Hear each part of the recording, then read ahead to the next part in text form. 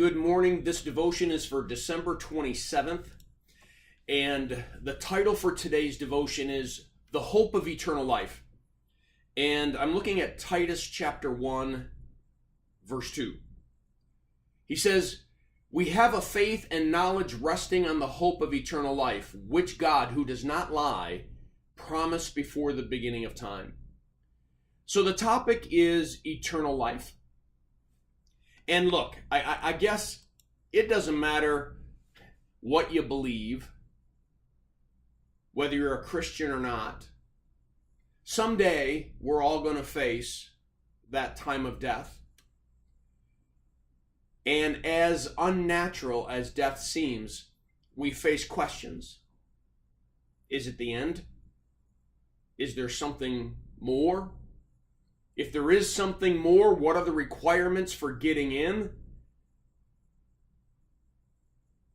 I don't think it matters what you believe. The questions are going to come. Because I think inherently God places those things in our hearts and forces them to the surface so that we're forced to face certain questions about who He is. In Titus chapter 1, he says that we have a faith and knowledge resting on the hope of eternal life. And I think a lot of people believe that we Christians are blindly leaping in faith to some kind of hope in eternal life that is just clinging to nothingness, just clinging to the words and nothing more than that. And I would tell you that Paul would disagree. The disciples would disagree.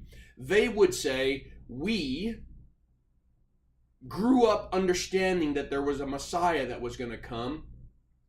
We witnessed Jesus' life. We witnessed Jesus' death. We witnessed His resurrection. We watched Him ascend into heaven. The resurrection of the dead is not some kind of just leap of faith thing for us. It's a faith and a knowledge. We know that He rose, and we know His word is true. And so our hope in eternal life is not just some kind of blind leap and a wish. It is rooted, that faith is rooted in the knowledge that God has, since the beginning of time, declared that He would redeem humanity, that He would save humanity, and He would restore life, He would conquer death, and He would bring us back to Him and give us eternal life. Multiple times in the scriptures, Jesus says, if you believe in me, you will have eternal life. Well, I encourage you to read the devotion that's attached. I pray that this devotion is a blessing to you. Have a firmly rooted day.